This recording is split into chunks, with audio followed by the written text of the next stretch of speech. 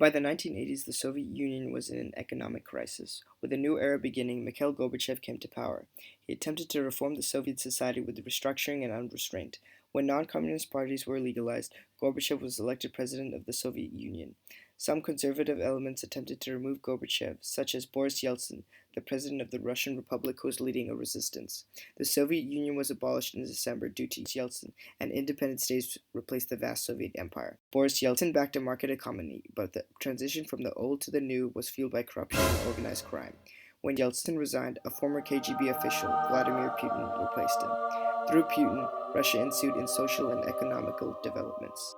Gorbachev's policies impacted Soviet-controlled Eastern Europe, meaning communist regimes collapsed, replaced by democratic governments. The Berlin Wall was torn down, and Germany was reunited. Some eastern states joined NATO. More became members of the European Union.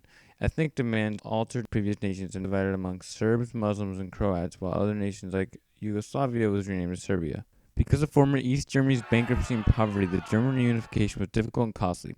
Britain had the Labour Party elected and participated in the Iraq War. Socialism in France failed under François Mitterrand, and financial problems came later. Italy's economy was revived during the 80s and political corruption prospered. The European community became the European Union in 1994 with a population of 455 million, and euros were adopted as a common currency.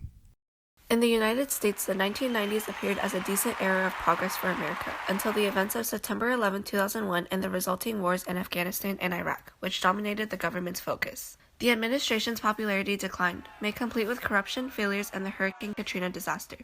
Barack Obama's claims of change brought Democrats to victory in the 2008 election, and the Obama administration focused on dealing with healthcare reforms and the 2010 recession. Now there was a new era of conflict, an age of terrorism. The motives of terrorists were rooted in nationalism, politics, religion, even economics. The attack on 9/11 by al-Qaeda symbolized this new era.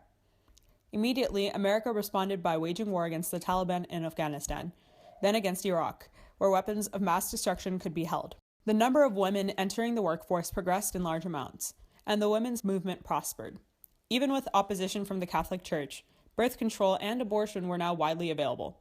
In many Western countries, the birth rate declined, increasing the need for immigration for the increase in jobs. Social tensions increased, and violent anti-immigrant actions occurred in Europe, as well as the United States with illegal Latin American immigrants. Church attendance declined in Europe, while the Islamic religion found a large audience. With this, neo-expressionism reached its height.